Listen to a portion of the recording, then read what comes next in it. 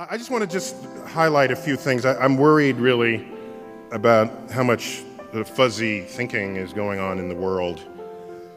Fuzzy thinking, people just not thinking straight. And I try to think hard about what was behind it. And I reflect on a time with my sister. My sister is younger than I am, 4 years older. So I'm like a whole school ahead of her, right? So I'm graduating high school, she's entering high school. I'm graduating college, she's entering college. And so one time I said, "So Lynn, where do you want to go have lunch today?" Because I had some cash and and she said, "Well, what are my choices?" And it was odd because I didn't realize until that moment that she was not yet capable of simply coming up with a fresh idea. Why? Because she'd spent her whole life taking multiple choice tests. So I ask a question, she wants choices in front of her to pick from. This would continue the whole life. And then I tested this with other people. People want choices.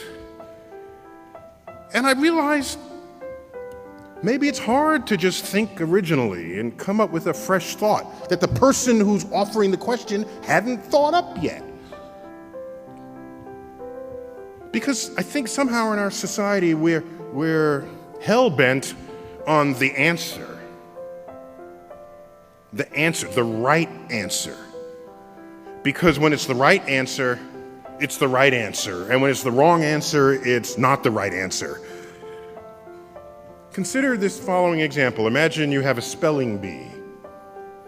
This is contrived, but it makes the point. There's a spelling bee, and you have to spell the word cat. Okay. So one student spells it C-A-T. Person got it right. The next person spells it K-A-T. That's wrong. You got that wrong. Okay? Third person spells it X-Q-W. Do you realize that is marked equally as wrong with the K-A-T? When you could argue that K-A-T is a better spelling for cat than C-A-T. Dictionaries know this because that's how they spell it phonetically. And so we've built a system for ourselves where there's an answer and everything else is not the answer, even when some answers are better than others. So our brains are absent the wiring capable of coming up with an original thought, or thought not previously considered, or thought between the ideas that are already laid on the table. What we're not valuing is knowledge as process rather than knowledge as an answer. In another example, a little contrived, but it brings the point home even a little more strongly.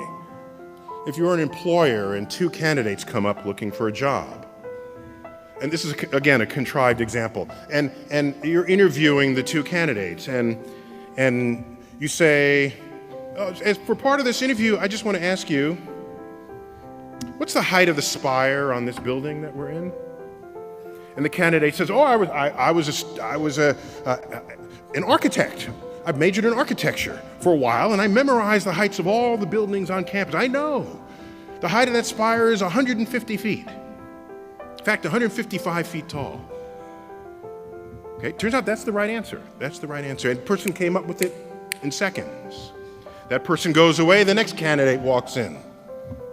"Do you know the height of the spire on this building?" The candidate says, "No, but I'll be right back." Person runs outside, measures the length of the shadow of that spire on the ground, measures the length of her own shadow, ratios the height to the shadows, comes up with a number. Runs back inside. It's about 150 feet. Who are you going to hire? I'm hiring the person who figured it out, even though it took that person longer, even though the person's answer is not as precise. I'm hiring that person because that person knows how to use the mind in a way not previously engaged. You realize when you know how to think, it empowers you far beyond those who know only what to think.